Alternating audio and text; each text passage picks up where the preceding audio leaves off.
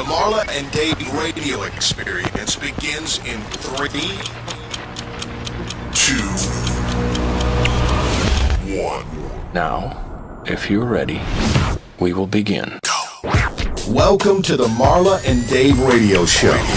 This is reality radio with a couple that keeps it real. Current events, pop culture, music, relationships, fitness, the hot topics of the day. Marla and Dave Thomas. This is the Marla and Dave radio show. Real radio. Turn up! You know, Tony, Dave's here. I'm in no rush. It's starting to become a common rule here in the Madhouse that I'm just collecting my girls. And, we have different things. There's like the girls, not you, Tony. Not the girls, but the ladies. You know what I'm saying? The actual ladies in the room. Anyway, I'm really excited about today's show. Welcome, everybody, to the Madhouse. Welcome to the Marla and Dave show. Don't adjust. Don't you go adjusting yourself now. Don't adjust your screens. Dave is not with us today, but that always gives us time to explore some different things without man input. As a matter of fact, ladies, I have a quick question. Do you guys smell like a residual man stench at all in the room? Are you nothing? Because last week it was Dave in the man cave, and I'm pretty sure that they left some kind of in the seat of the just especially your seat, Kiki. Do you feel any kind of warm sack moistness down there? Please spare me. You want to be spared? The visual. I'm just trying to say it went down here in the man cave with Dave. That's what happened.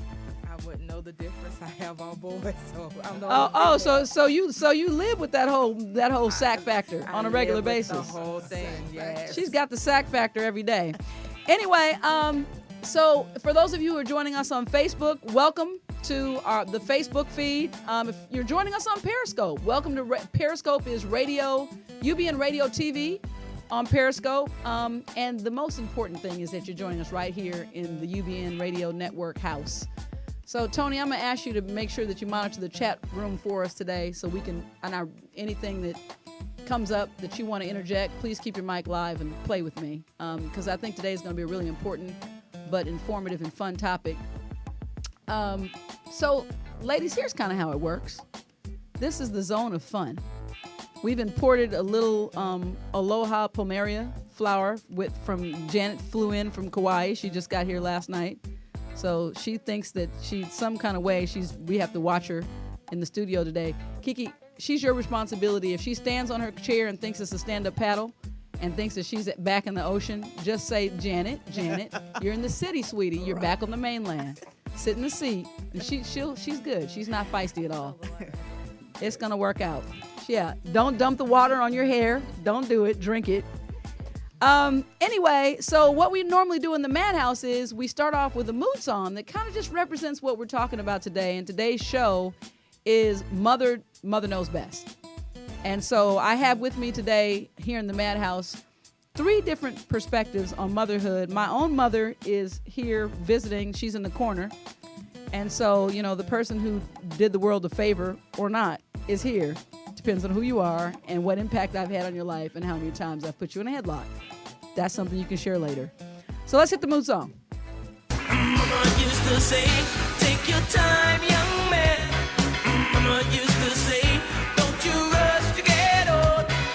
Mama used to say, take it in your stride. Mama used to say. He's always growling, Junior. What happened to Junior? Where'd he go? That growling? Where'd he go? That's where he went. Growled on. Kiki said he growled his way out of here. Let's hear Dave's mood song. Dear Mama,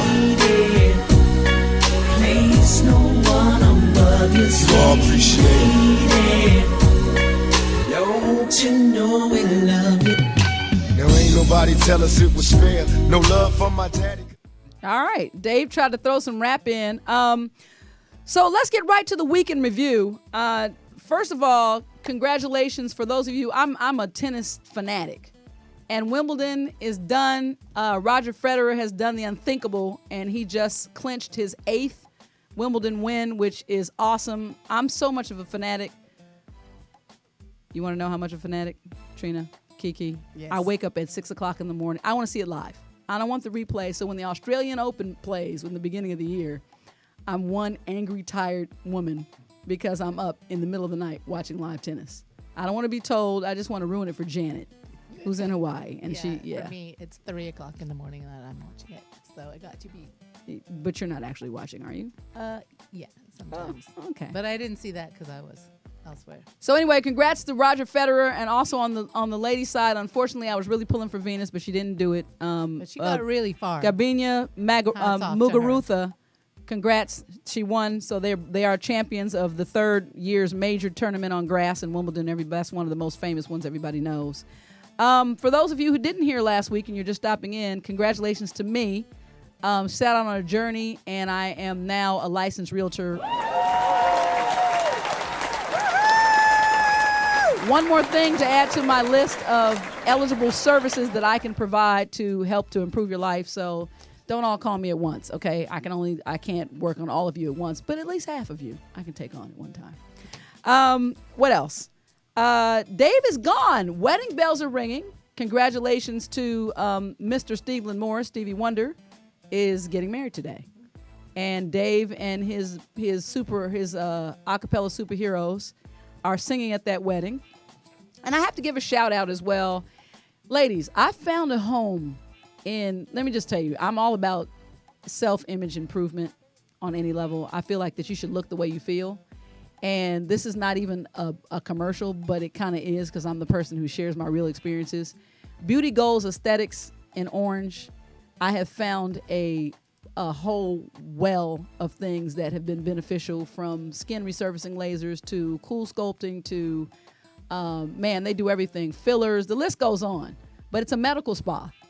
And so it's super cool. There's so many things that they can do. Skin tightening, stretch mark removal, things that didn't even exist. Because I promise you, when I was pregnant, and we're all mothers and that's what we're talking about, I even felt like I smothered on, Lord, please don't let me stretch no more juice. But it did not help. I did get stretch marks. And I only gained 18 pounds. It's kind of a curse. I did actually think, by the way, as a mom, that I was cursed because I was 19 years old and she was overdue, and I thought, this is a tumor. It's never coming out. This is God's way of punishing me. This should never have happened. I'm sorry, dear mama. I'm sorry. So anyway, those are some of the highlights of the week. Right quick, top of anything that was the best thing that you can think of for the week, briefly, for you? You got to pull your mic close to you just pull it in. You can just pull it. Pretty much just me in my kitchen making a short rib cheesecake. Oh, okay. Short rib cheesecake? Janet, can you please speak into Short your rib cheesecake? What? And what's your highlight? We'll talk about that. Oh, highlight? Yep. You got 5 seconds of the week. I had some great water time on Kauai with a lot of people who'd never been to these places before, so sharing that with them was really a highlight for me. Okay. Kiki. The highlight of my life this week was realizing that my 14-year-old has a job and she makes her own money to buy her dog his own food. Yes. She's spending her money. Oh, I call her Little Miss Sunshine. I gotta talk to Little Miss Sunshine and tell she her. spends her own money for her dog. Is it actually really her dog? It's her dog. Okay, we'll hold that thought. We're gonna talk about this because we're gonna talk. We have 3 different moms in the room. Let me just remind everybody that's watching right quick. Today is a day all about motherhood, best advice, the greatest challenges that we all go through, the different approaches that we actually use to approach parenting and mothering our children. Being a mom is one of the most challenging responsibilities, in my opinion, in the entire world. Today, I've asked these 3 ladies to join me and share their own unique experiences and give their own advice on motherhood. So we got Kiki, Janet Nathanson, Trina. We're all here hanging out, and of course me, and then my mom, who I put in the corner because I can do that. You want to punish me? You're in the corner. We'll be right back with more of the show. You're listening to the Marla and Dave radio show on the Universal Broadcast Network. Current events, pop culture, the hot topics of the day. It's time for MaD News on the Marla and Dave radio show. Ladies and gentlemen, Marla and Dave. Okay, first of all, let me back up. I actually added a consonant that it doesn't exist. It's Tina. But I called her Trina, and now that's our new nickname, girl. No, I'm just kidding. It's no problem. Her name is Tina, and so but let me remind everybody, 323-524-2599. That is the number where you can call us live. I remind everybody that we're not here to talk at you, but to talk with you. So by all means, and as a matter of fact, we want you guys to start flooding our lines and let us know. Share. I want everybody who's listening today, or those who are tuning in and logging in, share the best advice that your mother ever gave you. That's what we want to hear during the show. Right now, let's get to the news. I'm not sure if you guys heard about this, but there was an Australian woman who was shot and killed after she called the police for help. They opened fire and killed her. It was a mistake, but she was the one who actually called for help and ended up getting killed. And I just want to tell America, just so you know, we always, we've got a lot of injustices going on here with that are always pointed out with the black community. She was white. And she was dead because she called the police and the police killed her. I just want to say that. Is that everybody's looking? Tina, you're looking shocked. Is that? I'm just still, it's insane. I'm just trying to tell you, these things are happening right before our very eyes. This is really cool. Did anybody see the human chain?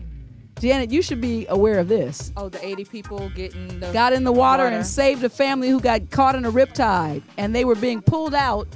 And a man was like, you know what? I know we got to anchor ourselves to something. And he started calling everybody on the beach, and they made a long human chain and literally saved this family's life. Wow. 2 children and a husband and a wife were saved from drowning in a riptide by this gentleman who just had this. They're real life heroes. So it always makes me hopeful. We talk about a lot of stuff, but what would you really do in a situation like that? And so it warms my heart to know, with all the craziness that we experience right now in America, that there are people who will still sacrifice their own lives and put themselves in risk to save the life of someone else. I don't know what is up with R. Kelly. Tony? No, Tony has a news item that he's going to actually share quick. You did not hear about this? What is it? Does it involve urine? Ooh. Well, it could be. It says R. Kelly allegedly keeping young women in a sex cult. Parents claim. Now, Tony, did you write that story? It's all over the internet. Fox News, Huffington Post, pretty much everywhere. Sex cult? Yeah. Well, I know what 2 of those kids are not named, and their names aren't Rumi and Sir. Because those children belong to Beyonce and Jay-Z, and they're not having that shiznit. Right. You know what I'm saying? Hove. Okay. Not going down. Why? Beyonce and Jay-Z, they named their kids, their twins, Rumi and Sir Carter. The little girl is Rumi of the twins, and the little boy is Sir. So, Sir? What up, Sir? Anyway, honestly, my real take on that is that, when you have unspendable money, I don't believe in naming your kids anything that's going to get in the way of their opportunities. Or you do like me and name your daughter Moniece, and like my youngest daughter said, that name that she was automatically, at birth, she had signed a contract to be on Ratchet Reality TV simultaneously with the birth certificate. And with that, we'll be right back with more. This ain't your mama's radio show. Can you handle the truth? Then get ready for a real radio experience. Ladies and gentlemen, Marla and Dave. My mother's still trying to discipline me. This is my own show. You ain't got no. Okay, Mimi, sure thing. Respect. Ooh. Anyway, my mother said, you better not be talking about those Rumi and Sir names. I'm gonna talk about it.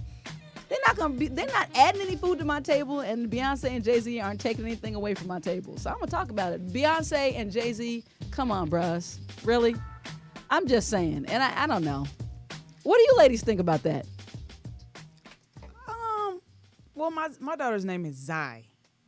So I believe in naming your kids something that has a significant meaning. What does Zai mean? It means the daughter of free people that were once oppressed, and she is the daughter of the free people. No, she is. I actually know your daughter, yep. And she really is. She is the daughter of the free people. Yeah, we'll get into that because I actually want to know. That's interesting. Well, let me ask you this: did you look at her first and say Zai, or did you know it before? Like when you?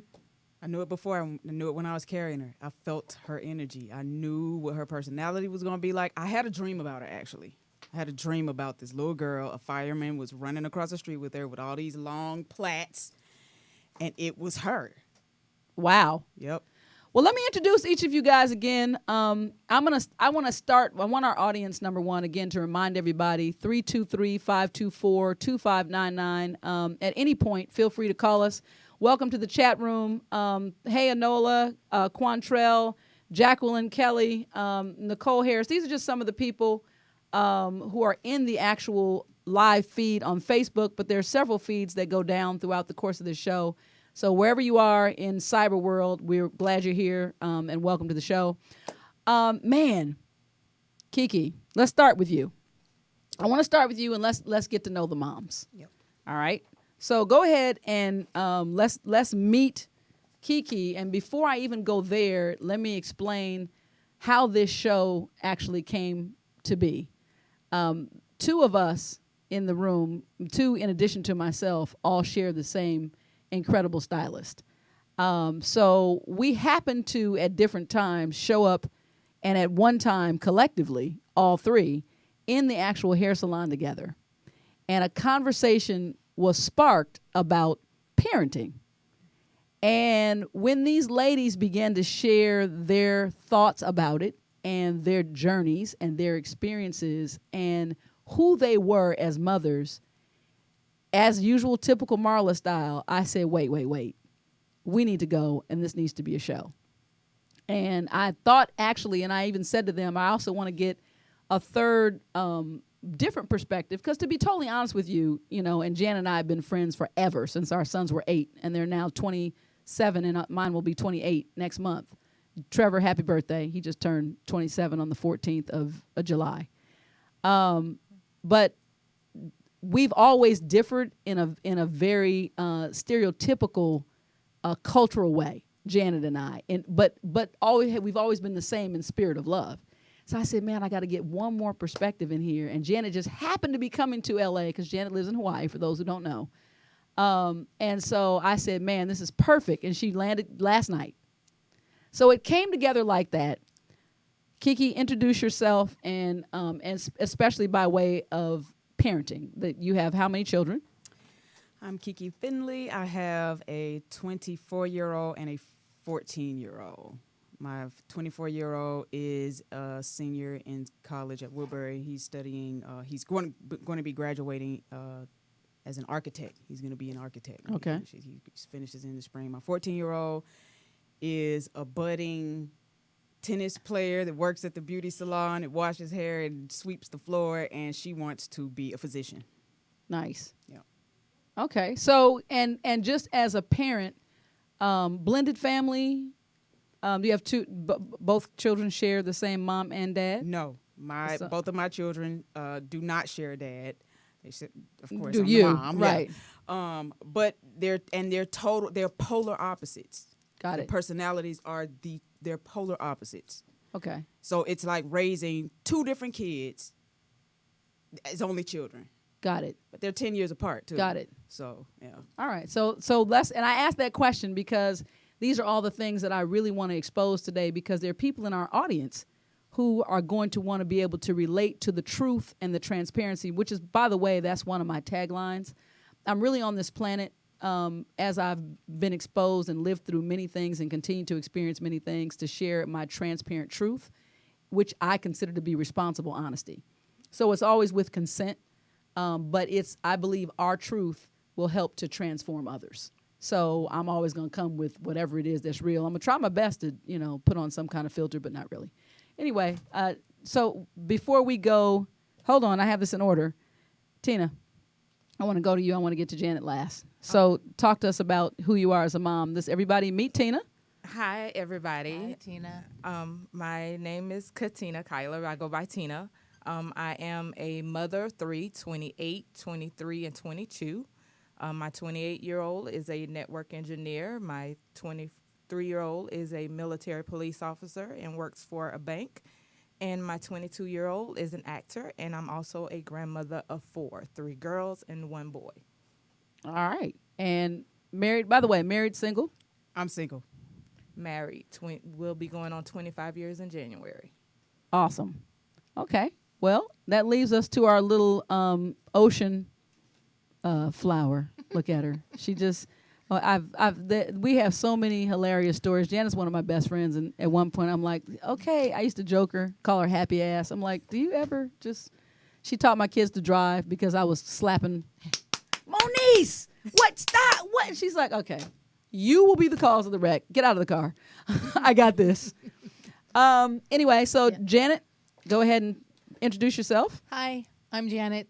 I have 2 kids who are 31 and 27, like Marla said. He just turned 27 on Friday.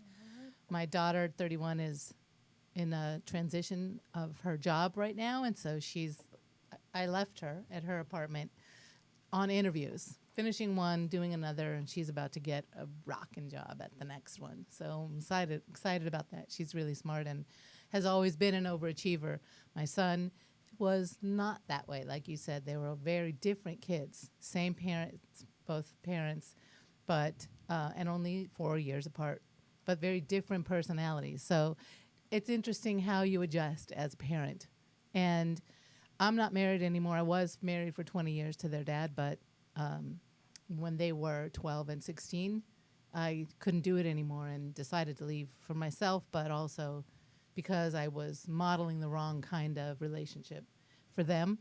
So I needed to make that statement and to show them that that's not how you are in a marriage, and also to honor your truth and be authentic and grow as a person always. So it was hard. It was hard for all of us, but now I look at them and they look at me with respect and admiration, so it was worth it, all that pain and growth. When you're in it, it can get pretty deep. But Yep. what was the most challenging thing about that for you? Well, trying to stay committed to my resolve as a parent in the face of adversity from the other parent, even though, because he was not trying to be disciplined parent, he was trying to be fun friend parent, and so that was really hard to be unpopular, but right. Right. So we talked about you brought up something super cool, but I want to talk a little bit more about the experience of all of us of becoming moms. Janet, how old were you when you had your first? I was 29 when I had my first baby. Kiki? I was 18. So you were 18. Yep, so you were graduating senior from high school. He was at my high school graduation. Wow. Yep. So you delivered during your senior year. I did. And did you finish? I did finish. I finished. I actually, when I was 17, when I was 4 months pregnant with him, I had a car accident which disfigured my entire face.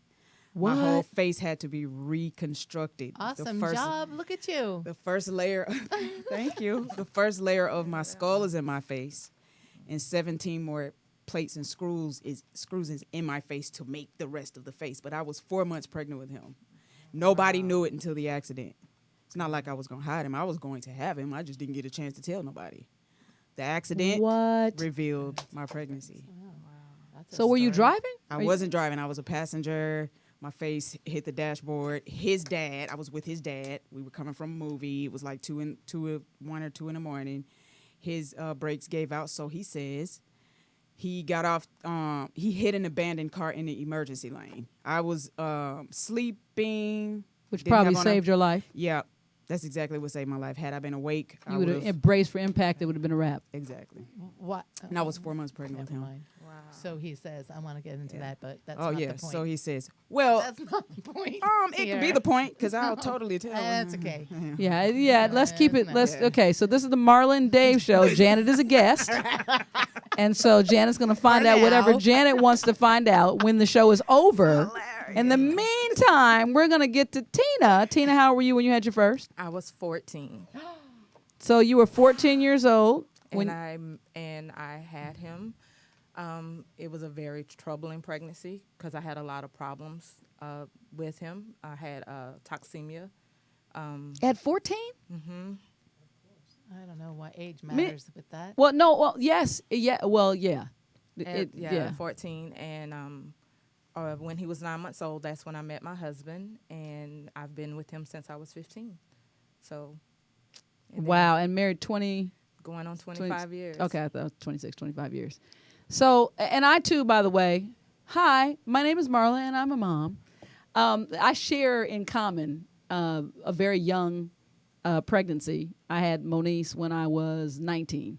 So she was born March 4th. I turned 19 on February 21 and then delivered Moniece on March 4th. So technically pregnant at 18 as well. And what's so funny, I don't know if everybody else can relate to this of teen moms, but for me, I'd been out of school almost 2 years, high school, and I thought I was like mature. And I thought I was grown. I don't even know what the hell I was thinking. And I look back even at pictures and I'm like, is this a joke? Is that me?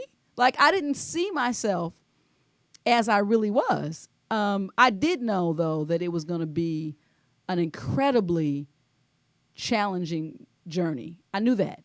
I knew that I had to figure out that the only thing that I couldn't do is let go of her. But yes, so Janet, for you being 29, Yes. so 29. you were practically deceased when you had your baby, and just no, that wasn't. No, because I had another one after that, and I was alive. So this, what was the greatest? So I really want to talk about, honestly, with all three, even though you were 14, you were 18. Janet was 29. Did you have fears, and what were they? What was the greatest fear about becoming a mom for the first time for you? Well, for me, I think it seems like with all these stories, I'm the only one who actually wanted to get pregnant and went out to do that, and that's what happened. You went out to do that? Well, I went in, but I mean, that was the point. Oh, no, not that. I mean, you know, that was the goal to let's have a baby. We got married. We've been married for a few years. Let's have a baby. And so that was my dream since I was a little kid, and that was me realizing that dream. Unfortunately, picked the wrong person, but never mind. But and that's a good one, because even though you picked the wrong husband, your kids couldn't be who your children are unless it had not been for him. They're only going to be who they are based on the fact that he came along and gave you some juice. Good job. Way to drink it. That's right. Drink that juice, girl. So Tina and Kiki, what was the greatest fear for you? So Janet, you didn't really have any fears. You were excited. I was really positive, looking forward to it all. I wanted to be pregnant. I wanted to deliver. I wanted to nurse. I wanted to raise my babies and become children and grown and all that. I was looking forward to all of it. All right. I can't even. My biggest problem was because when I found out I was pregnant, I was already 28 weeks into the pregnancy before I even knew I was pregnant, still having. Did you not know that, I mean, in other words, and this is a serious question, was there anything in you that knew that pregnancy was even possible? Nothing, because I was still having that time.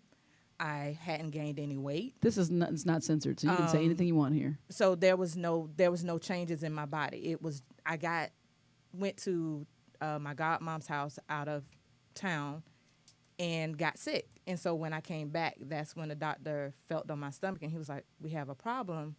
And they did an ultrasound. They did an ultrasound, because even my test, the urine test, the blood work was all coming back negative. And here's an ultrasound. She's 28 weeks pregnant.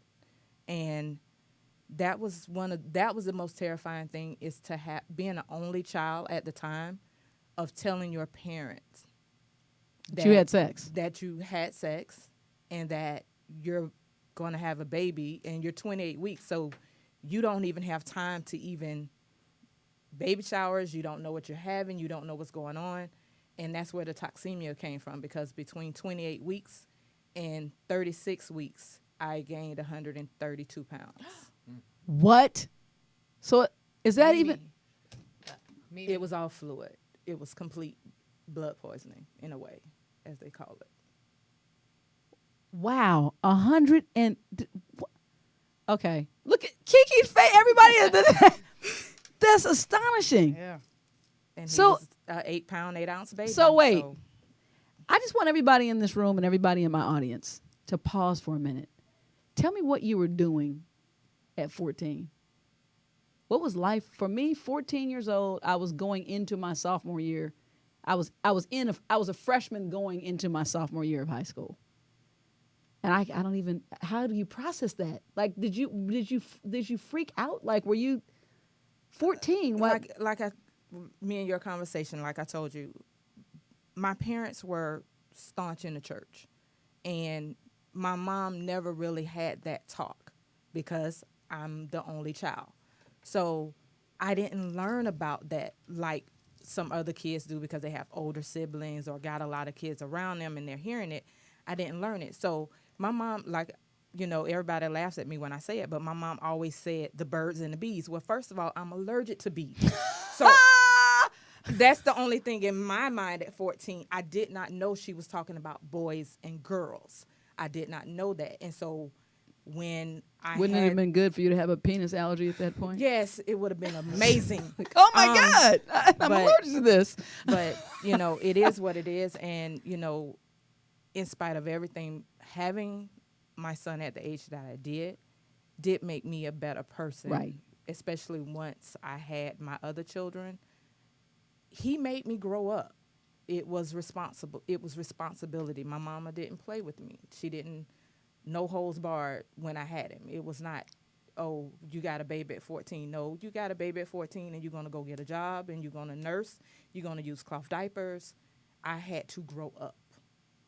So what was there, did you ever think, was there ever a moment you were like, you know what, scrap this foolishness. Okay, yeah, I made a mistake. I got pregnant, but I cannot do this and I'm just going to bounce. Was there ever did you ever think that you wanted to just run away or you were just overwhelmed to the point that you just could not function through that at 14? That's the scenario that leads to adoption a lot of times, because it's just sometimes impossible.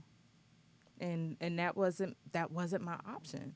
My parents, it wasn't my option. And because I was so young when I had him, my situation of running away, which I tried, I ran to my aunt's house around the corner. I'm gonna stop right now. I didn't know. I'm gonna stop right now. I don't even understand what she's saying. That's just. I called my aunt and said, "Listen, I'm coming over. I'm running away, though. It's official. I'm officially running away." I didn't even call. I just ran. I just went around the corner, because that's how close my family was, and I knew she would be the buffer. Okay, I have a lot more because I know a little bit more about your story. But I wanted to get to, in this particular moment, I want to talk about fears. What was your greatest fear? Did you have fears? I didn't have a lot of fears. My greatest fear was for him not to be a drug dealer. That's it. I mean, it really was. His father was one. And I made a decision to cut his dad out of his life because that's not an option. That's not a blueprint for my son. Right. I made a decision. I'm going to do this by myself. I'm going to do this. I did it. I went half and half. Okay. But Hold that point. Hold that thought. So we're gonna get back with more Kiki's story. We'll be right back. Hey guys, listen up. Learn something. 26 years of marriage from two unique perspectives equals 52 years of relationship experience. Excuse me, that's 58 years? Oops, It's time for Ask Marla and Dave. Answers to your questions about life, love, and relationship based on Marla and Dave's real life experience. It's about to get real. Ask Marla and Dave. Anyway, I got my mom here as well. So ladies, keep your mic live because I'm also going to get your input on this Ask Marla and Dave question. Ask Marla and Dave is a segment of our show where our audience at any time can write in. They can send a question to Ask Marla and Dave through our website or just send me a DM. A lot of the things are very personal, so people might not want to just slap them on my front page of my Facebook or send them to me on my Instagram. I wouldn't do it if I were you. Anyway, here's today's Ask Marla and Dave. Dear Marla and Dave, I'm 52 years old and have been married since I was 22. When I was in my 30s, my husband approached me and let me know that he was sexually bored in our relationship and wanted to be able to consider other females outside of our marriage for sex only. His promise was that he would be safe and never let them interfere with our family. My first reaction was exactly what you might imagine. No, because he's still living. What you might imagine times 10. But when I calmed down, I had to admit I was bored sexually as well, so I agreed. At first, it spiced things up in our bedroom, but over time, our sex life has completely died. My husband is only married to me in name alone, and I want out, but I'm afraid to initiate a divorce because I feel guilty for giving him permission in the first place. I strongly considered the same behavior, but it doesn't float my boat. Looking for some advice. Thanks in advance. Signed, Regretful. Now, sometimes these are signed. I changed the signature because I never want anybody to be identified. So let's talk to signed, Regretful, shall we? Tony, can we make that music a little bit less because it's competing with my burning desire to share something very important with this Ask Marla and Dave. There's so many things that I hear in this that are just jumping out at me that it's insane. Number one, I feel like I think people make mistakes, but I really just feel like if you want to explore your world sexually, then why are you married? I think that there's a lot that goes with that. I'm not telling anybody how to run their marriage, but the one thing I would say right off the bat to answer the final question, which sounds like guilt, girl, if you're writing it already bothers you. And technically, your husband isn't married to you. He's married to whoever else. There's a sexual, to me, sex creates a unity that is so binding just on a physical level. As a matter of fact, if you want to just take the Bible out of it, back in the day, sex is consummated. A marriage is consummated by sex, not a piece of paper. So the paper made it legal, but sex made it official. So what I'm saying is that, it might be time for you to move on. We don't like to give anybody the advice on the show to get divorced. But I'm not giving you the advice. He's telling you what he wants. Anybody else? No, I agree. Jana's far away from her mic. Girl, you have something to say? Well, first of all, I don't think you should take the responsibility for feeling guilty that you let him because, that may have been a mistake, but it was his wanting to leave. That was the ultimate beginning of the end. So she can live with that forever, and I think that would probably hurt her. Well, I think the beginning of the end was him even asking. That's what I mean. Right. He asked, which was his responsibility, not hers. Absolutely. It's not her place to feel guilty. Listen, she said yes. For sure. Tina's face is just a scowl. It doesn't even have it's a pure scowl. It's like this. What you gotta say, girl? Oh, Lord have mercy. One, because like they said, the fact that he even had the balls to ask. Kick him in the balls. It might have been a situation where it was a Lorena Bobbitt type situation in my mind. You know who she is, Marla? Yes. She chops off penises. And that's something you just don't do. But at the same time, I can just relate it to my marriage as well. That at certain points, you do have to realize that you can't give your mate, husband, wife, whatever, hallelujah sandwiches every day. They need some intimacy outside of just, oh, honey, I love you. They need some intimacy. Now, I ain't saying bring everything into the dough, but when another person, no. Right. So there you go. I'm gonna. You've had advice from everybody in the room. Signed, Regretful. Hope that helps. We'll be right back. Welcome back to the Marla and Dave radio show. Marla and Dave want to talk to you. Phone lines are open at 323-284-7826. 323-284-7826. Yeah, my mom. I imagine now this is how my mom watches my show, which she does tune in every week, and she's still talking about the news, and we've gone all the way past another segment. Mimi, is there a room delay? Because I know there could be a delay. No, because I'm thinking of another name I could have given you. What? Girl, it's too late. My name is Marla. You should have thought about that. She's back on baby name. She just told me that my mother's in the room. Mimi, this is a big moment for us. She just said she wanted to rename me Tsunami. What? That's rude. That's just rude. Not only is it's deadly, Mom. Tsunamis kill people. You really want me to be that person? Anyway, don't answer. Don't say anything. So Kiki, so you were saying that the one thing that you had a fear about, which you had vowed to keep from happening, is that your son was not going to fall into the same footsteps as his dad. So were you ever afraid of actually dating a drug dealer? I wasn't. I loved him. Met him when I was 16. Was he older? He was just 2 years older.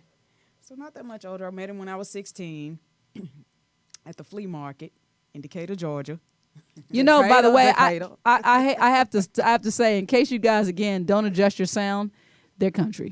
Amen. Both of them. These ladies up here, they have all kind of information, but do not adjust and try to put your city toners on your computer. These ladies are from the country, and I'm afraid for them honestly, I'm gonna tell you something else, that this is an exclusive. I'm scared for them to spend more than, I'm glad we're out of here at 7:30, because if they spend more than an hour and a half with Janet Nathanson, she's gonna pick up this dialect. She's already There goes my Hawaiian pigeon. Now I'm from Georgia. She gonna get that twang. I'm gonna talk like I'm from the South too. Okay, but So you are, it but will be- you are white Southern. Stop it. Shut it down. Okay, so anyway, you weren't afraid. I was not afraid, and I didn't come from that background. I'm not from the hood. I didn't grow up in the projects. So what was he exciting? Like what? He was exciting. His was a lifestyle was bad boy. exciting. He was a bad boy. My father was an attorney. I come from a very Right. You're like me. my parents were very, well off, and we had the. So big did house on the they corner. freak out ever? Oh, my mother was like, the first day she laid eyes on him, she was like, hell no. Don't ever bring him around here again. So she knew. I mean, she just didn't like him. And from that point, I was even more interested. Right. I was even more interested. He was even more intriguing. And then when I got pregnant, with my son, went through that whole thing with the car accident and everything. And I find out he had another life. Okay. Yeah. What? And that's where I drew the line. It wasn't the drug dealing and the whatever and that lifestyle. It was because he had a whole other kid, a whole other life. And I says, you know what? That's it. Because now you playing with my health. Now right. I'm like, oh God, that takes a lot of discernment at 18 years old. Yeah. Mm-hmm. So I made a conscious decision that I was gonna, 20 years down the line, whatever questions that came up from my son, I was gonna answer them. I was gonna be totally transparent. And, hence we have a college graduate in a few months. Wow. Amen to that one. So you just disallowed his father any access. I didn't disallow access, but I was very truth and honest with what was going on, why I did what I did. Did I say, absolutely, you can't see my son? No, I didn't say that. But because of the lifestyle that he lived, he couldn't see my son anyway. Right. But I always lived in he was in and out of jail and all this. He couldn't see him anyway. But I absolutely let my son know why this is, why the reasons are the way they are. So were either one of you, and Tina, you as well, did either one of you hold these teenage boys to any responsibility, or did you just shoulder it with your families and say forget it and let them go? No, I held mine too. I filed child support. My mom was like, yeah, she drove me to the child support office. No, I absolutely. But as far as physically, I was like, yeah, no, I don't. Mm-mm. I don't want you around, right? But I want really you. want you But whatever you're gonna have to make a contribution. Yep. How about you? At first, it was completely my parents and myself. Like I said, I went to work immediately, and that was not my boyfriend at the time, now husband. That wasn't his responsibility, even though he stepped up to the plate to be there for my son. that was not his responsibility. His dad was active in his life, but he wasn't active in his life. It was like, I come when I want to come, I do when I want to do. And when he finally got put on child support, which was maybe about 9 years into the whole process, son was 9 years old, he got put on at $35 a week and still didn't want, So I'm glad that my mama always said, no matter what, that's your child. So no matter what a man does or doesn't do, Right. the responsibility is yours. Right. So, Janet? Yes, Marla. What can I do for you? I don't know how to answer that because I was married. No, I'm about to change the question all the way around the block. And by the way, I'll throw this out here right in line with this. As a 19-year-old who had a baby, again, as my mom sits here, and a lot of you online know my parents, and I had your situation with my mother and father. And similar to their affinity towards my ex, which I call him an ex just because we have a baby, but we were never married, and that is the second and greatest blessing that God ever bestowed upon me. But the biggest regret that I have, listening even to the two of you, is that I never required that my ex pay any child support. And it was a mistake on a lot of levels. That type of permissive escape it proved to be more harmful because it set a standard that you can just kind of do what you want, and I hold myself fully responsible for that. But I don't live in the past. My child's 30. I got married like Tina when she was very young, 1, and of course you guys know Dave. So we had it was almost like God prepared the option. And we just decided that we would rather not force his child support and then include him or bind him to have an opinion. I didn't want him. I was afraid of his permanent influence in her life because I knew that it was going to be something that was unstable. So I didn't want to do that. I know people who I know a lady who are the parents of the teenage mom or young mom, and they actually they forbade him from being around. No child support, no involvement, no nothing, no name on the birth certificate. wow. And that's been a blessing for the whole family. Wow. Well, there you have it. For those of you just joining us, we're talking about Mother Knows Best. We've got 3, 4, 5 incredible moms, in my opinion, in the room. All of us are here today to share our experience in hopes that we can share something that will encourage you and inspire you to get a better understanding. None of us are born mothering. I'm just going to say that right off the bat, which is an interesting thing about the difference of expectation between mothers and fathers. One of the things I never did was drag my feet when we had our son was David's first, my second. But I just let him learn to be a dad.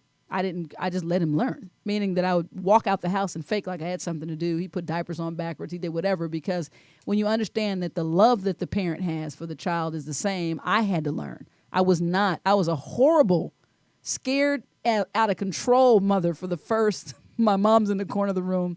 She knows. Postpartum to the max when I had Moniece. So I consider myself a blessing that she was in my life and she was so hands-on that I was able to get past that. But I want to talk about what it means to all of us to be moms. All of our journeys, what binds us together at this table is that we're all moms. So I don't care if you had your baby when you were 100, like Janet, or when you were 2 years old. No, this exaggeration. I'm just kidding. Those of us who had kids young, and then those of us who actually made different decisions consciously, seriously, what we all are is moms, not him. Sorry, Tony.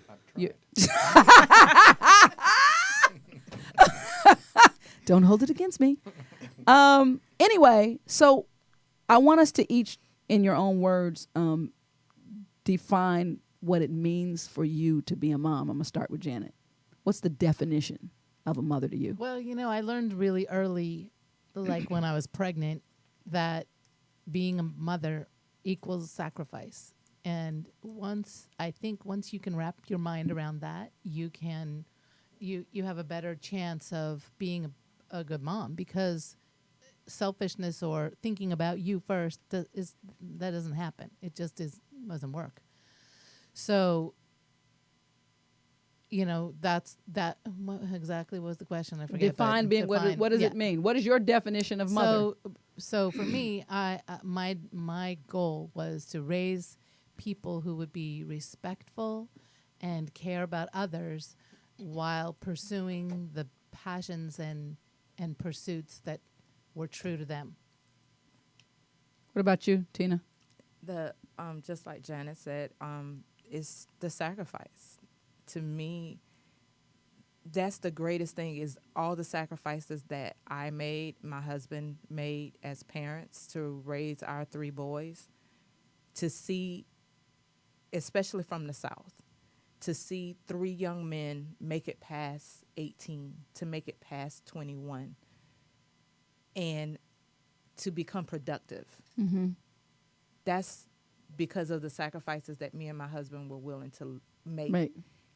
And to now see those sacrifices come to pass, Mm-hmm. that we did right. So if your kids took different path, how would that have affected how you define your input? Do you think? I don't think so, because at the end of the day, my kids have made their mistakes, and I allowed them to make their mistakes. And so what part of them makes the mistakes, that doesn't stop me from loving them as to who they are. Mm-hmm. But I will never hold myself in a position that it's my fault anymore. I did that when I was younger, because I was so young, having my first one at 14. Then, me and my husband were married by the time I was 18. So we were, everything was back-to-back kids. By the time I was 21, I had all 3. So I grew up with my kids. Right. So literally. So I had the regrets because I was still learning me. Got it.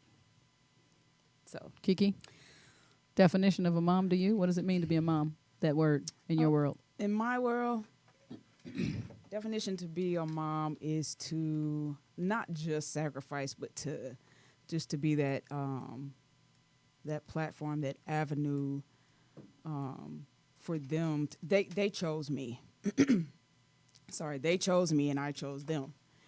And so we were chosen to come together and be in each other's lives for a reason. Thank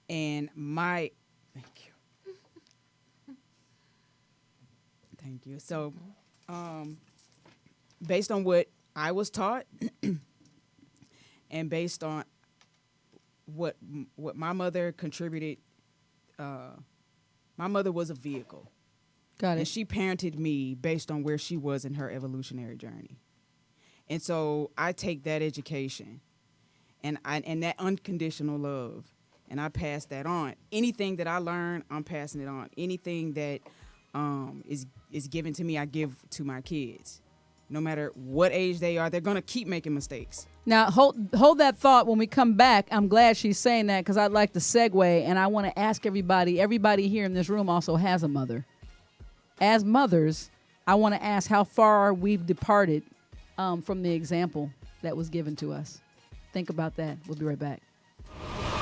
It's time for the Marla and Dave Doghouse. Marla has something that should put Dave in the doghouse. Dave has something that should put Marla in the doghouse. You decide who gets a biscuit and who gets busted and ends up in the doghouse. All right, before I even get to the doghouse, which the doghouse is a segment on our show where Dave and I launch our one marital grief against the other one in the middle of the show, and we let our audience decide who gets the biscuit or who gets the bone. But I've also promised to read some of I reached out online and asked everybody to tell me the best advice your mom's given you. I want to share these as the show goes on. Lisa 3, hey Lisa, hey girl, says, she didn't say that. I was just saying hey. Her mom's advice was, you tell on yourself by the company you keep. Miss Risky Lady said, I miss my mom. She told me I got $1 million between my legs. Keep them closed and don't nobody's fool. Wait for God to send him. I'm still waiting. That's what she says.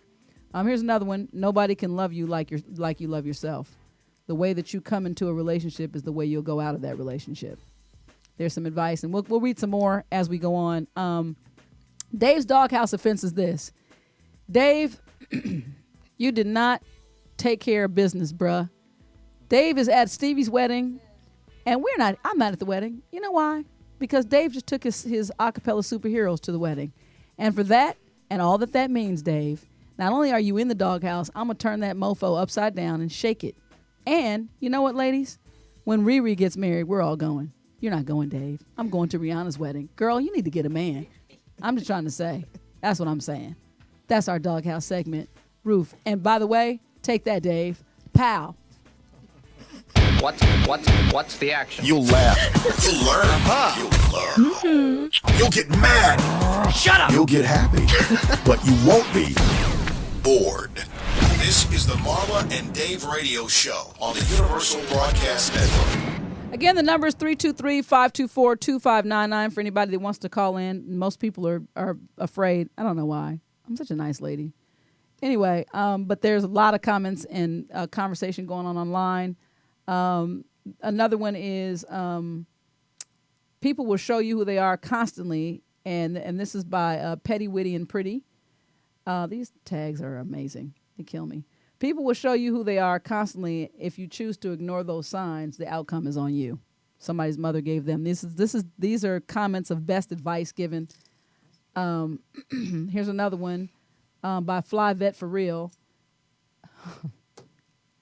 This is perfect to lead us back to the question. She said none. I advise myself not to be like her. Wow. So every mother does not have a great input on your life. Yeah.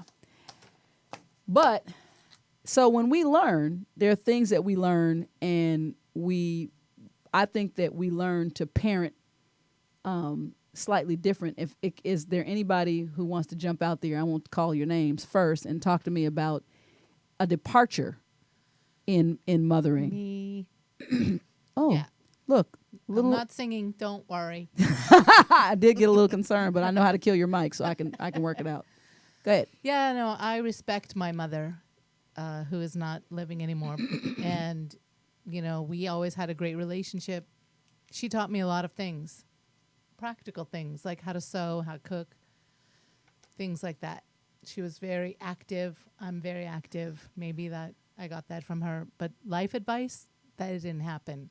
And I feel like, maybe I might have made some different choices had I had more of that advice, but it didn't happen. So I learned later in life, like into my 40s, when I started learning that kind of life advice. And I still, got it, but it took a long time, and I made a lot of choices that impacted me because of it. So I did have to adjust my parenting accordingly and make up for that, because I didn't want my kids to lack that. So that was a very conscious effort for me to have that kind of life advice, emotional support, input from my daughter, and to be the things that my mom wasn't for me. All right. Anybody else? Exact same thing. My mom didn't know how, though. And for so many years, I was angry with her. Yeah. And I had to come to terms with myself and understand on my own that she just didn't know how. She taught me what she knew based on how she was taught. So Right. I had to break those Right. pathologies. There's a pattern. Yeah, absolutely. But she just didn't know Well, how, good and for you. I couldn't, because I was yelling at a crying baby for so long. Why yell at the crying baby? That's all it knows. That's how it knows how to communicate. So she just didn't know how, and she parented me the very best way that she could. And I think she did a damn good At what job. age did you get to? At what age did you get to that realization? I got to that. To that last statement that you just made, that you recognize that they're people, and even though it hurts when you're young, at one point the light bulb popped on and said, you know what? Based on the sum total of who your mother was, she did the best she could. When I had my daughter when I was 27. Okay. I got it then. Because my daughter she's still teaching me about patience, about teaching her way. My kids are so opposite, so I have to communicate with them different. I have Right. to teach them differently. But I got that, that came to me when I had her, because she's a Taurus. Ah, that's hilarious. Tina, how about you? Tina, go ahead, because I have something to say on your story. As far as I'm concerned, when it came to my parenting, I still treated my kids the way my mom treated me. But when it came to them needing to learn about sex, because I had boys, I did not want them to repeat what I did. And I didn't want them to send another girl through what I went through. So I was an HIV counselor. So I gave my kids, they had bubblegum, fruit flavor, glow in the dark, female, whatever kind of condom, contraception they could have. Hazmat suits. They had it. Where are you going on a date? You got it, pretty much. Because I did not want my boys to go through anything that I went through. And I thank God that the youngest two, when they got to a point where that was even a consideration in their heads, and they were about 12 and 11 at the time, they came and asked me, Mommy, can we get purity rings? And they wore those rings until they had sex. Till they had sex, and they came and gave me the rings to let me know that, yeah, Mama, yeah. And I appreciated that, right? And that was the process, But the oldest one, we had to fight a little bit. Yeah. The first, we always learn all our lessons. Your mother was a disciplinarian, because you and I have talked about your story. Mm-hmm. So I want to throw that word out there, and I want everybody to respond to that word, discipline. But for you, that story, and I just want to, I'm gonna tell just a minute of it, and you can jump in. Mm-hmm. When she told me about her childbirth experience, I'm going to share this. Look at Kiki's face. She's scared. She was 14, and she was in extreme pain, and she asked for painkiller. And your mother said what? She told the doctor, if he gives me medication, he's going to need a doctor, and advised that once I'm on her insurance. So that she wasn't going to cover that. That was something she was like, I had insurance when I had you. You, on the other hand, are on my insurance. And then she proceeded to read a romance novel out loud while I was in labor. Wow. I'm going to move my mic away. And said what? So there was a little point in the book, and he was like, and he gently caressed her neck. And she was like, was that what he was doing, Tina? Was that? And I'm like, I'm on this table trying to give birth to this child that, and all practical purposes at 14 was like splitting in half. Yes, and I'm like, this is crazy. That, in my mind, I'm like, why is my mom letting me suffer? But one thing about it, when it was said and done, I wasn't in a rush to go back and get another one. And I appreciate that now. And I thought she was crazy then, but I learned from that experience. So now we ask the question. I look at the Janet Earthchild and Kiki, what do you want to say about that? You're a strong being. Because let me tell you, I'm just being upfront and totally transparent. I would have hated her. I would have hated her. And that's what I was going to ask. And this is the thing. It could go one or two ways, which talks about this is the conversation. Our children come here very different individuals. Yep. You were able to receive that. Yeah.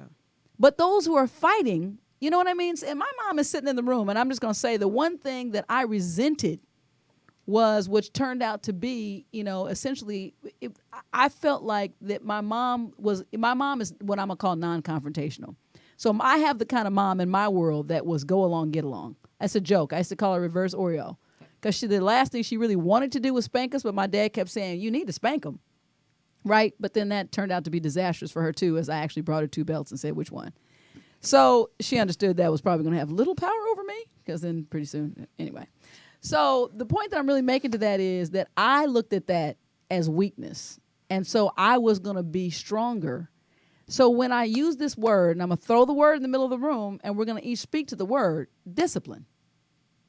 What is the best form of discipline what is the most effective form of discipline for each of you as a mother toward your children who are each individuals that we all don't know? It depends on the child. I'm asking about your experience. Yeah. What worked best for you, 1 and 2? What worked, baby? What worked for my son was spanking him.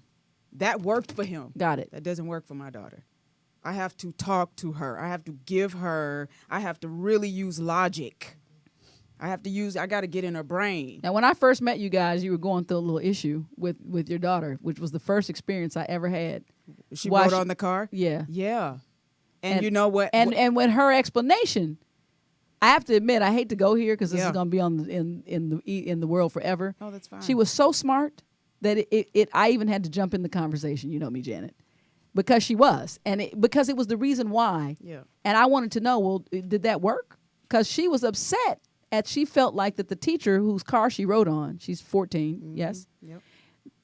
was making racist remarks in class. Right. And she was angry. So she and a friend decided that they were going to, deface his property. Now, here's the thing. That's her experience. I didn't tell her she was a lie. Right. That's her experience. That is true. Right. That is 100% valid. Right. And she was angry. And I says, okay, you have the right to be angry and you let that energy move through you the way you feel like, but that ain't the way. Vandalizing someone else's property. Right. So what her punishment was, she was going to go and face him and look him in his eyes and voice how she felt, why she did it, what she felt from him. She had to go look him in his face and give him a logical explanation. Right. And amazing that when she did, I spoke to her after that. And she said that she was enlightened. And he didn't realize, the teacher didn't realize that he was having this impact. That was not his intention. Exactly. Wow. So what I said to her was, see how much easier it is to actually have this open communication up front before you take it and write the story and create this particular behavior. Discipline, Janet. First of all, yeah, go ahead. Well, I felt like it was most important to have my kids respect me so that they would listen to me. And obviously, there are times when they're going to step outside of those lines. And that's what they're supposed to do so that they know where the lines are. That's right. Spanker to spanker now. I did not believe in spanking, and you know that. Well, they don't know it, though. The world doesn't know it. I know. No, I did not believe in spanking. And I believed in getting your attention and letting you know that I'm not happy with you. And my disappointment, my not being happy with you is enough to make you change your behavior. That worked for me. When they got older, because I feel like even with you, may not have spanked the older they got and bigger. Yeah. Well, at a certain point, I told my kids that especially my daughters, at a certain point, I'm not spanking you for spanking. If we have to have a physical altercation, we're just in a fight. Yeah. And I'm going to tell you now you won't win. So I'm strong as hell. Right. And so it's going to be a wrap for you. So don't step at me like that and I didn't treat them that way. I didn't just walk up and, punch them in the face and say, do the dishes. Yeah. But I don't do disrespect at all. Yeah, and that was interesting because Janet and I have mutually benefited, in my opinion, from each parenting style because she was way too lax with what I heard from her younger children. In the way they spoke. In our world, it's you can think what you want, but you do not tell me to shut up. You don't there's a conversation with children that you're not having because we have sacrificed everything for you, and the least that you're going to do on this while I'm taking care of stuff is be verbally respectful. Yeah. Mm-hmm. You can think it, you can get mad, you can go in the room and slam your door, but you're not going to pop off at the mouth because that's going to have a consequence that's going to be real bad for you. So that's kind of where, but then I learned to give a little bit in trying to understand and deal with, more of an understanding. But that in my world didn't even exist with her kids. Her kids couldn't come. Nobody's kids can. Yeah. And if you don't like that, don't bring your kids around me. Exactly. But I did end up having some creative lessons. Yeah, like dumping trash on Trevor's bed, which he still says to this day, which is hilarious. And, of course, initially, it was the little high-spirited black friend that changed her whole perspective on life. But she was, so tired of telling him to tell that story right quick. Well, he was responsible after, it was me and him at home. because Rachel had gone off to college, and so it was the two of us. You know, we were separated or divorced, whatever. And his job was to take the trash barrels down to the street and the drive. There was a little bit of a hill on the driveway, and they came to collect it early in the morning. So if he didn't do it the night before, it didn't get collected.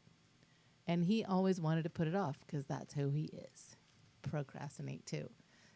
I just am having fun what I'm doing. Anyway, so multiple times I hear the trash trucks in the morning, and I run out and running the barrels down so it'll get collected. And one time too many. So I decided I'm going to make it a big impact. So I took the trash from the kitchen that may have had some coffee grounds or something in it and laid it on his bed. It might have spilled a little on You purpose. dumped the trash on the boy's bed, Janet. I put the bag in there and made a little and so he had to deal with that, change his bed and take the trash. And I told him, don't forget again. And he never forgot again. All right. He didn't agree with that method. And that's why, Janet, by the way, that's why Trevor doesn't call you once a week, because he's still mad about the trash. Once a week? Or once a month. He's coming here on his way right now. Okay, there you go. We'll see Trevor. We'll ask him about that trash dump. What about you and discipline? I did spank my boys because they were boys for a while. Can we just say, get the elephant out the room? We spanked because we were black, and most black people, ethnically, culturally, in our culture, we spanked because that's what we knew to do. And you know what? I just want to take a moment to say this. I don't know if I'm going to have time later, but I am sorry to interrupt you. That is one thing that I was hugely impacted by when we were friends and parenting the same age kids that you shared with me and enlightened me with. My son and your son, as similar, they were like brothers. They loved to do the same things, but they could not act the same way in the world. So she had to parent him differently than I parented my son. It was out of survival, and I did not know that until you shared that with me, and I was grateful for it because, our kids don't. Our black men, our black boys, don't have an opportunity to, and you raised 3 black sons, so that's the point. We don't have that. Her son, and this is real, was driving at 100 and some odd miles an hour, 105 on the freeway, which is a felonious speed. He gets stopped.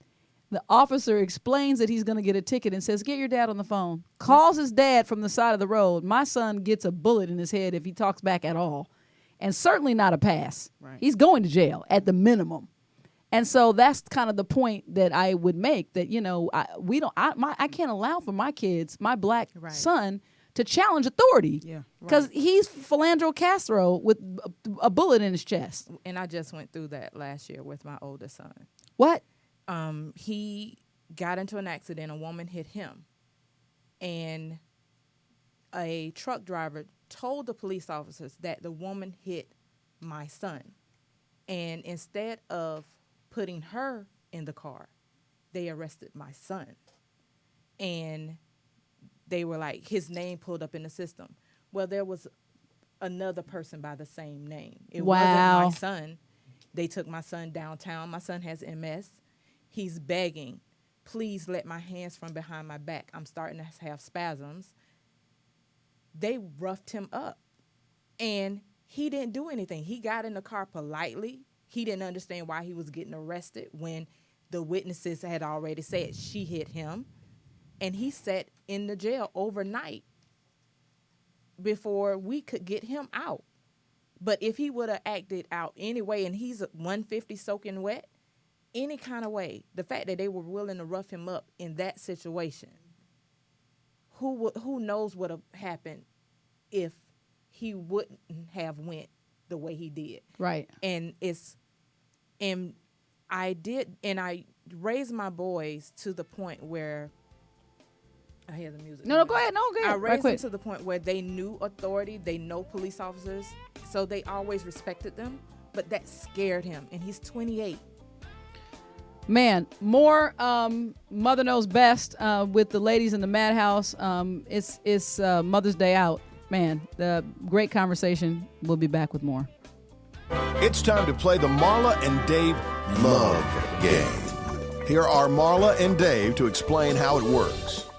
Here's how it actually works, people. Everything in the madhouse is not intensity and information. Sometimes life can get fun. So you know what we decided to do? We decided to make a game. This is the Marla and Dave Mad Love game. This game is, there's 3 different categories and on each of these cards. One is communication, one is finance, and one is sex. The 3 things that we feel impact all relationships, or most relationships in the most impactful way. And there's a die.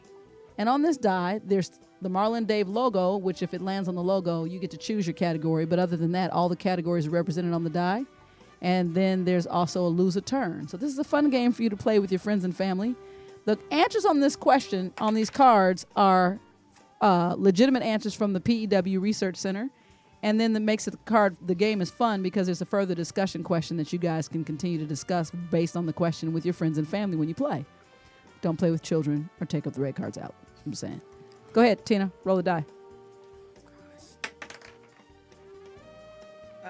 Finance. Money. We hardly ever get a money card. Money, money, money, money. Those cards are green, right? They're green for money, a but you green didn't. Green's for geniuses, but you didn't pick it. Remember that in the movie? Oh, never mind. No wonder. Okay, I need Trevor here. Trevor would have known right off the bat. Okay. All right. So the card that she picked says, "What 3 questions can a woman ask a man that says that she's a gold digger?" You guys, I need answers. What kind of car do you drive? What else? That's one. Where do you work? Yeah. What do you do for a living? That's one exactly. So we always need the Janet. Where do you live? No, what you asked one earlier. What type of job you have? Well, what do you do for a living? Yeah. What kind of car do you drive? There's one more. What's your income? There it is. How much money do you How make? much do you make? Wow. The question for the further discussion question, which I'll open on the floor, is if a woman asks a man any of these questions, should that be a red flag? Tony, yeah? So if somebody says, "Hey, what's up, dude? Man, I'm really feeling you. What's your FICO?" Do you just run off? But what But you it's do for a important. living is also A point of interest. It's an icebreaker also, so I wouldn't be alarmed by that. Mom, my mother says it depends on the situation. Mom, you're a person of brains and means. Which one of these questions would you feel comfortable asking a man? Because there's an international manhunt. I'm going to find you a guy. He's going to be French, but go ahead. My mom said she wouldn't ask any of these off the bat. How long would it take you to get to these questions, Mimi? I would be interested just for common interest sake. Employment. Just So she would ask a common interest for employment. I think that it's a red flag if you meet somebody and you ask. It depends on that. The only one that could be permissible, which is the one you guys are talking about, is what do you do for a living? But all the other ones to me kind of really aren't your business. What kind of car I drive? Are you going to pay the note? That's what I would respond. If you ask me how much money did I make, I would say, are you a financial counselor? Because and now you're not getting any. And if you ask me what do I do for a living, I would say, well, if you show up at this particular corner after midnight, you'll see. Wow. Okay. And then if they're excited by that, then the date's over anyway, because that means you like prostitutes. Okay, so there you want to be with a, and that's not what my answer was, I don't know. See, my mother's a sassy ass too. She just said that as a young person, she would say, I don't work. And she has always worked. Mom, you have a lot of fans, by the way. All my friends are trying to hook up with the Mimi. I've had to tell people that they come out to your 120th birthday party. They're gonna I have know, to go Mom, through it's Lamont rude, first, but yeah, right? Lamont, forget Lamont. I'm having Lamont taken care of. Anyway, that's been the Marla and Dave Love Game. You can buy your own Love Game in the MaD merch on the Marla and Dave website, www. Somebody told me I don't have to say that anymore. Yeah. Everybody knows it's www. Okay? Just marlandave.com. Go into the MaD merch. Get your own MaD Love Game and turn your party up. You want to turn up? That's how you turn up. Goodbye. We'll be right back. David is a thinker. I never do anything without thinking about it first. Marla is a feeler. I basically wear my personality on my sleeve. But when Marla and Dave get together, it's like a match dancing with a firecracker. This is the Marla and Dave radio show on the Universal Broadcast Network. All right, before I get to the poll question, I've got a phone call. I already know it's Dave. Just hold your horses. What do you want, Dave? Hello? Hello? Oh, hello. Hi, Marla. Hi, this is not Dave. Oh, my engineer told me it was Dave. I'm relieved that it's not Dave because that's I my wasn't. hubby. Oh, is this Ron? Hey. Yes, it is. Oh, Yes, it is. so there is someone who belongs to someone in this room. Ron, hold that. Don't go anywhere. Stay with us right quick. I'm going to read the poll question from last week. Just hang on the line with us. We can still hear you. Do you think, here's last week's poll question. Do you think Donald Trump can do anything that would cost him the support of the Republicans in Congress? The questions, the answers were, possible answers, were yes, hashtag gone too far, and no, hashtag loyalty to the end. What do you guys think? Yes or no? No. Can he lose support of the Republicans in Congress? I think he's starting to. Okay. I say yes. All right. So 67% voted no. 33% said yes, he's gone too far.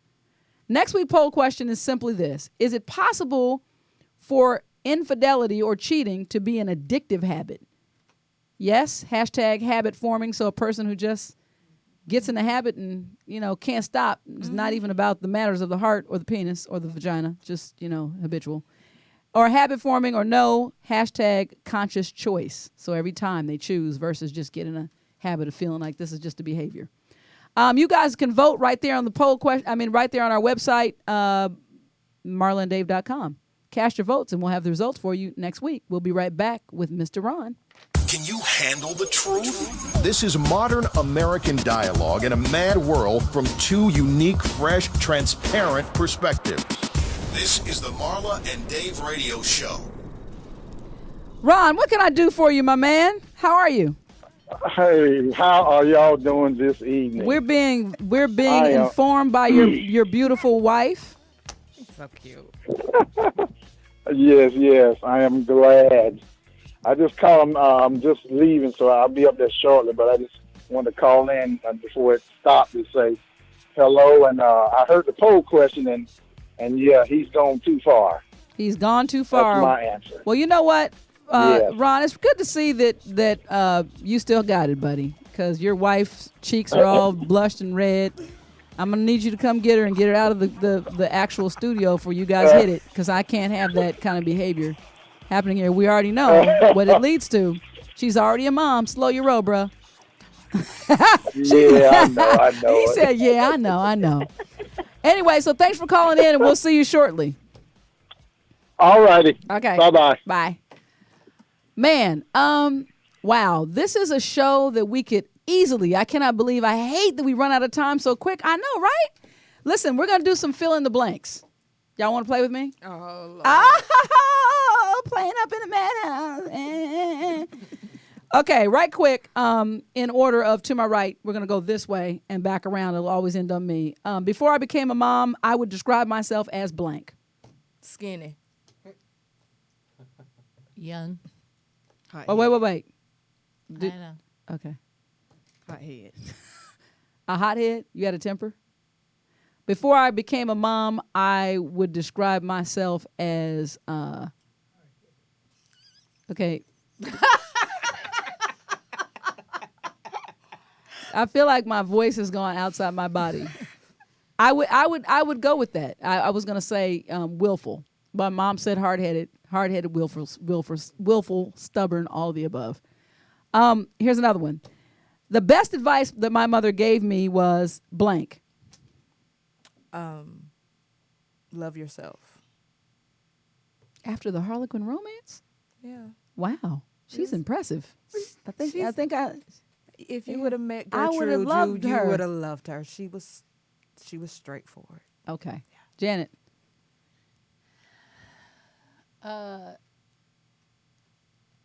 Be loyal. Really, Janet? Yeah. That's the best you got? I'm sorry. You don't have I to don't know. apologize. Best Your mother advice? didn't give you a middle name, so She I didn't understand give that she. me, you know, I don't know, advice. I don't know. Okay, Kiki. My mom was always, don't take no off no man. Don't That's take why you no were sh- feisty, girl. Yeah, You. she was feisty. She put all that feist. Wow. The best advice my mother gave me, there was a time turning point for me actually getting the strength to actually leave, which I knew was the best thing for me, the relationship with Monice's dad, was she said, stop requiring and asking and pushing and getting him to do anything. Stand back and watch, because I was confused at that point whether it was about her or whether it was about me. And my mom said, don't tell him what to do. Don't tell him what to buy. If he truly is invested in her, just don't say anything. What he does, what he shows you is where his interest really lies, essentially. I'm paraphrasing. All right, last one. The best advice each of us would give to a first-time mom. The best advice you can give to a first-time mom. I'll start this one.